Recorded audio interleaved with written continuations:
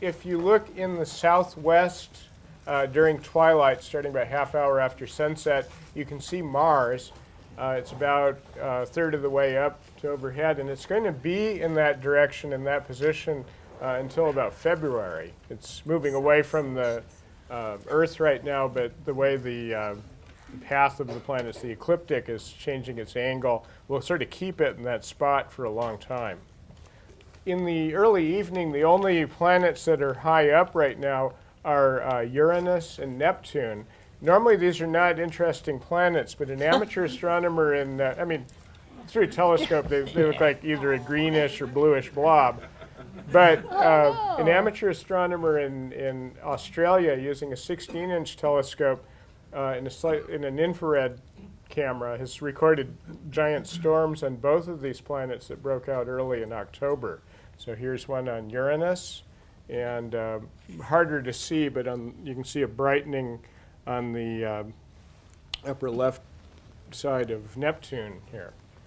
So something's going on those distant planets. In the early morning, there's a lot of bright stars. You can see Orion and the brilliant star Sirius, which I always get phone calls about because it sparkles in different colors and stuff. But the only bright planet is Jupiter. And we can go to the next image. Jupiter right now is in Leo the Lion. So if you haven't seen Leo, you can use the brightest planet up in the early morning to spot it. Jupiter is showing a lot of neat stuff. Compared to some years where there's bands missing and things like that, it's pretty normal right now. You can see the great red spot and a smaller red spot and one of the moons going off the edge here. Go to the next. The meteor event this month is the Leonid meteor shower, which happens, well, we're not exactly sure when the maximum will be. The traditional date should be the night of the 17th and 18th, but there are different predictions based on the comet that goes by every 33 years, whose name escapes me at the moment. Temple-Tuttle. That's right, Temple-Tuttle. Thank you.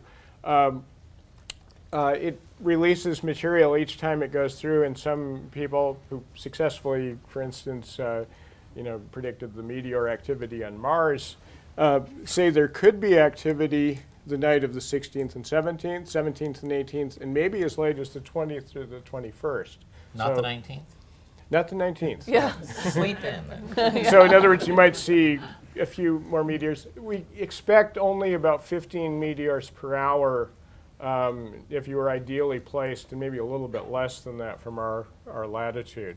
So you can go to the next image. To watch meteors, this was actually during the Orionid shower in October. My daughter Therese is watching meteors actually for a science fair project, and showing how you do it. You just need some way to comfortably look back up at the sky. She actually had her laptop out and was recording magnitudes, what constellation they appeared in,